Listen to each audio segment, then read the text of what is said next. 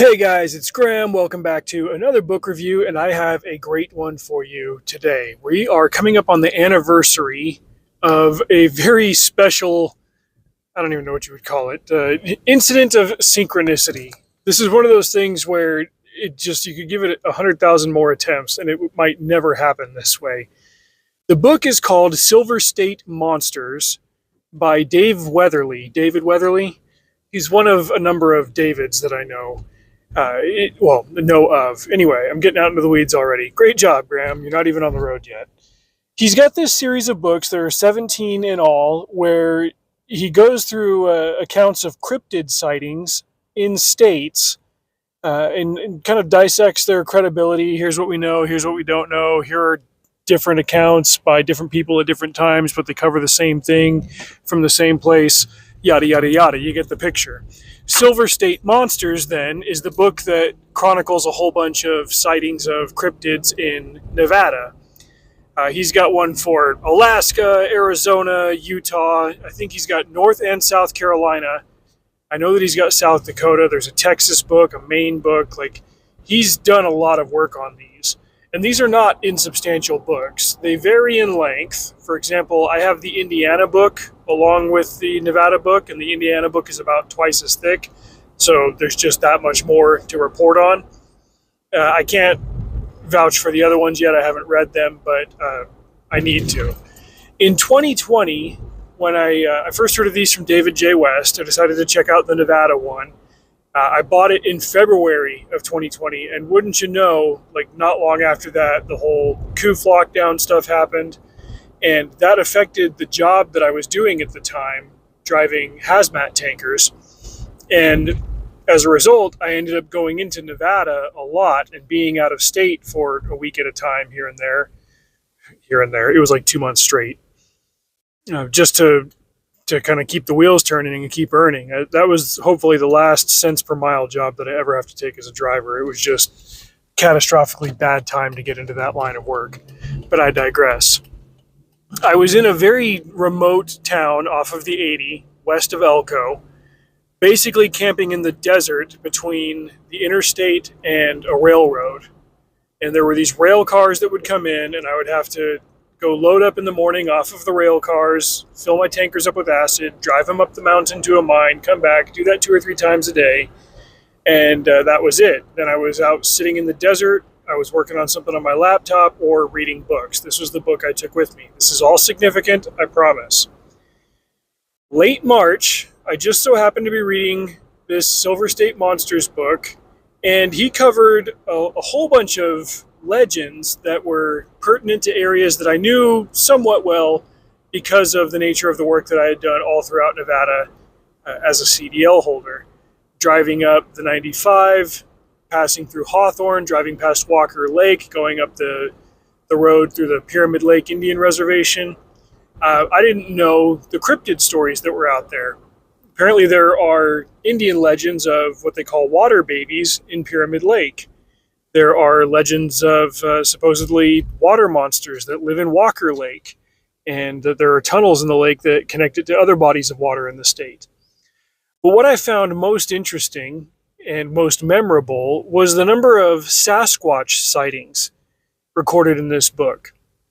How similar they are, how they've happened at different times, and how they are pretty much all clustered in the mountains of northern Nevada. Nevada is the 7th largest state in the United States. It covers a massive amount of geography, and I want to say more than 80% of it is owned by the government, by the Fed, for various purposes. But there's also a lot of it out there that you can go hunt and you can go camping and stuff.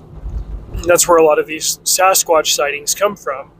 There was a couple of them that dealt with guys who were out hunting and they were camping in the back of their pickup trucks. A lot of guys up there, they'll have pickup trucks with shells on them. And so they'll just sleep in the back of them. And more than once, there was a guy who would wake up and he could tell that there was somebody walking around his truck. But it wasn't just some dude walking around his truck. It was somebody huge walking around his truck who was breathing hard and kind of grunting, making a sound like that. And he stank.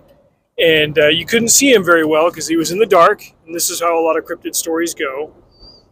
But you could definitely tell that there was this shadow, curious about the truck, walking around the truck, and then he would shake the truck. All of this is relevant because, hey, here I am in the mountains of northern Nevada. Yes, I was off the interstate, but we were all pressed in by mountains around there. Uh, Sleeping in the giant sleeper berth of a Kenworth semi-truck attached to two empty tankers. Now, while this truck is big and heavy, it is also kind of a wind sail laterally. And you get some wind up there in Nevada, and occasionally when a gust of wind hits the truck, it can shake it, but it's not really a sustained movement. You'll get one or two sways out of it, and you're like, oh, okay, it's windy. You go back to whatever. Well, I'm reading this chapter in late March, and then I go to sleep that night, and I wake up the next day at about 4 or 5 a.m. I couldn't remember exactly when.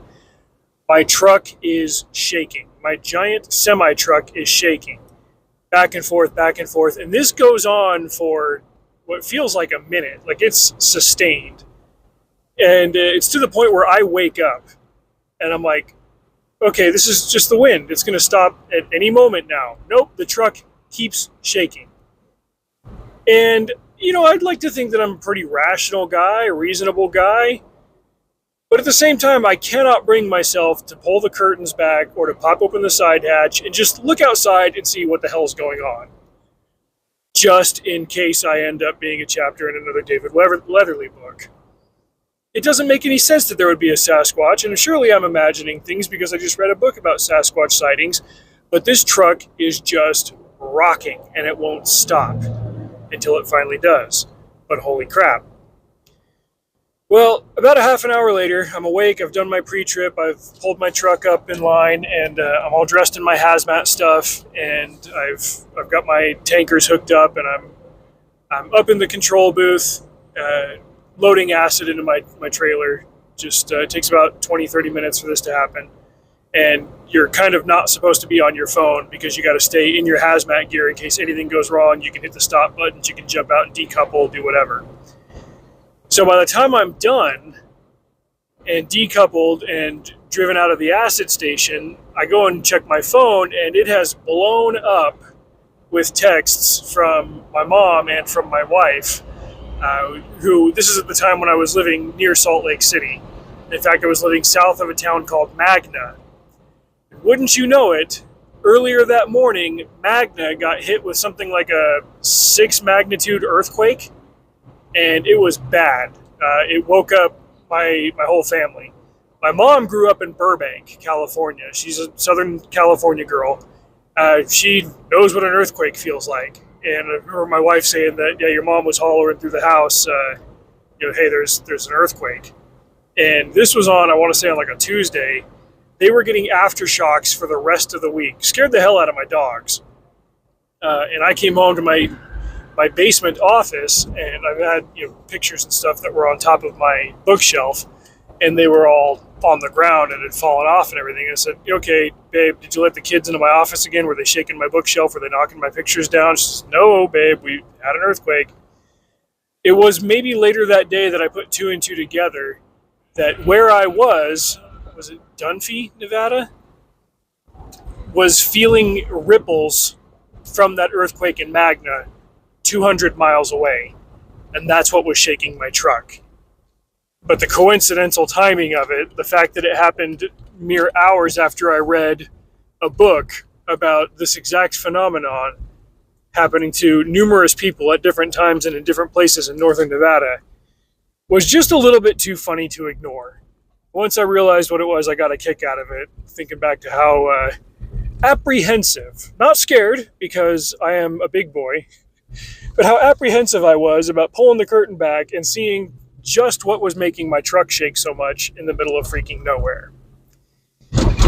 But that's kind of a roundabout way of saying that Dave Weatherly put together a very just sensible approach to a subject that sensible people don't often take seriously, and that is cryptid stories. I especially found interest in his chapters on the monsters, allegedly, in Lake Tahoe, and the efforts that he went to collect accounts that people have shared over the years, as well as debunk some things that people have spread around.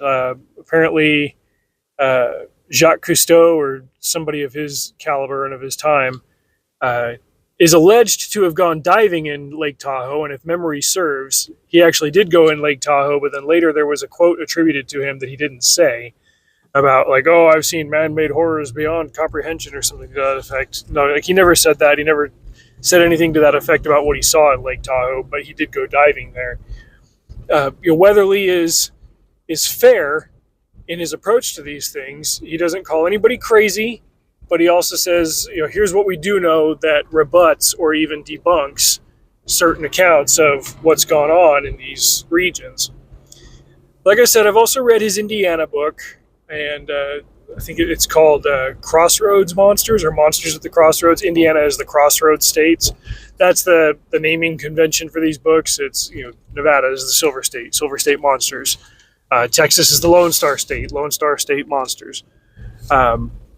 I want to buy and read more of these. They are in paperback. They're a little bit pricier, but these are good quality books. These aren't just, pieces of fiction that somebody's desperate to have read. Like, he justly wants to be compensated for his work. So the Kindle prices are a little bit higher than average. The paperbacks are kind of at a premium.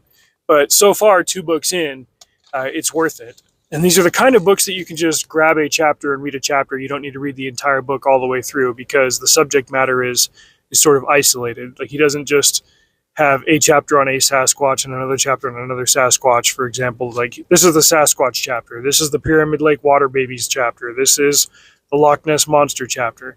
He goes that way. The Indiana book even has a story about a quote-unquote Confederate werewolf. I'll leave that one for you to check out yourselves. But this is a really cool series of books, and I remembered them partly because of that anniversary coming up, but also because of the book that I'm writing right now. There's an element of cryptids and esoterica and kind of conspiracy theory, ancient alien stuff sort of in the background. One of the characters in the book reads a lot of books like that, and I made sure when he was listing off the kind of authors that he reads to put Weatherly and Hancock and stuff in there, and I'll probably give him a shout out in the afterword. The book takes place in southeastern Utah in a small town where weird stuff happens. But anyway, check out the affiliate link in the description to grab your copy of this one, or from there you can go look at the other books that he has and see if he's got one from your state. Till next time, drive safe. See you out there.